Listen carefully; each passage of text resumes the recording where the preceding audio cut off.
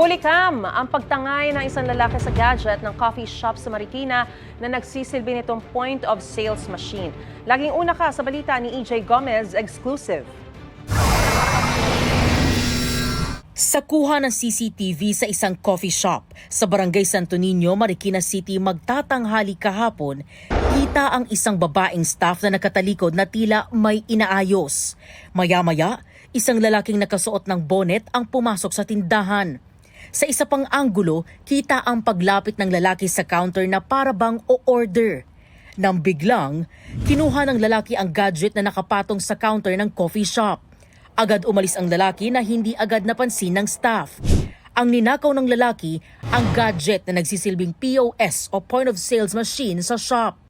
Ayon sa may-ari ng coffee shop, aabot sa 15,000 piso ang halaga ng nanakaw na gadget. Yung staff po namin, may sinasalin po siya sa container na ginagamit po namin na paninda. Mas mabilis po yung nangyari.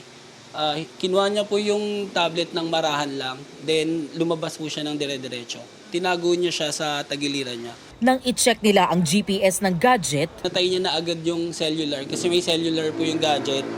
So kapag nakapatay po yun, hindi na po malolocate yung ano. Then mga ilang oras lang, no location found na po siya.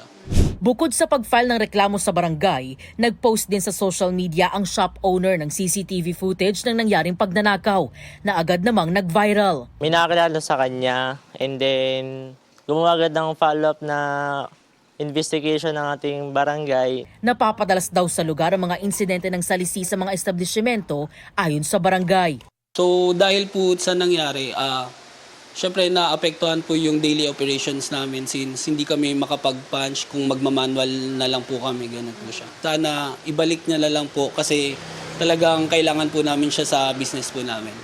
Nai-report na sa pulisya ang insidente.